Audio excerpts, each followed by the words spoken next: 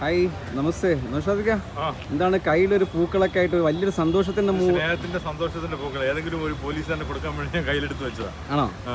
എന്തോ അതിനൊരു പ്രത്യേക കാരണം വല്ലതും ഉണ്ടോ? ഒരു സന്തോഷം, ഒരു വലിയ പ്രശ്നങ്ങളൊന്നും ഇല്ലാതെ വലിയൊരു തീയും പൊടി പുക പോലെ വന്നത്, നല്ല രീതിയിൽ ശാന്തമായിട്ട് പോയതിന്റെ സന്തോഷം നമുക്ക് എല്ലാവർക്കും ഉണ്ടാവണമല്ലോ. മുഖത്തെ ഒരു സാറ്റിസ്ഫിക്കേഷൻ ഫീൽ ചെയ്യുന്നുണ്ട്, എന്തോ ഒരു അച്ചീവ് ചെയ്ത പോലത്തെ ഒരു ഫീൽ ഉണ്ടല്ലോ മുഖത്ത്. അച്ചീവ് ചെയ്യാൻ വളരെ സന്തോഷകരമായിട്ടുള്ള സംഭവമാണ്. എന്തും നേരിടാൻ വേണ്ടിയല്ലേ ഓരോരുത്തരിലൂടെ വന്നത്. അപ്പോൾ ആർക്കും ഒന്നും പറ്റാതെ ഒരു തുള്ളി രക്തം പോലും പൊടിയാതെ തിരിച്ചു പോകാൻ പറ്റും ഒരുപാട് പേർ.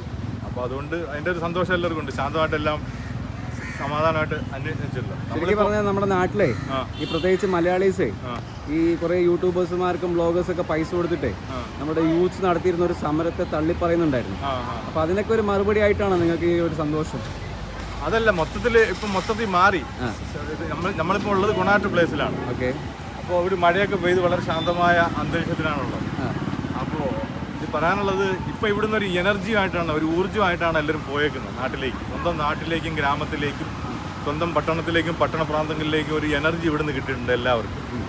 ആ എനർജി ഇന്ത്യയിലാകെ പടരും. ആ എനർജിന്റെ പറഞ്ഞതാണ് നിങ്ങളുടെ ഈ പുറകിൽ കിടക്കുന്ന കാറുണ്ടല്ലോ, ഇതൊക്കെ വലിയ വലിയ പൈസക്ക് ഓരോരുത്തർ വാങ്ങിച്ചതാണ് നമ്മുടെ ഇന്ത്യക്കാരെ.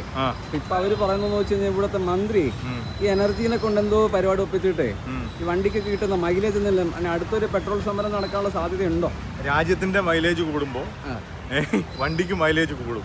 അപ്പോൾ അതിനെന്ന് പറഞ്ഞാൽ ഒരു ഉദാഹരണം പറഞ്ഞാലേ, ഇവിടുന്ന് ഒരു ഊർജ്ജം എല്ലാവരും ശേഖരിച്ചിട്ട് പോയിട്ടുണ്ട്. അത് ഗ്രാമാന്തരങ്ങളിലൂടെ പട്ടണ പ്രാന്തങ്ങളിലൂടെ ഇങ്ങനെ എനർജി ഇങ്ങനെ ക്രിയേറ്റ് ചെയ്ത് വരികയാണ്.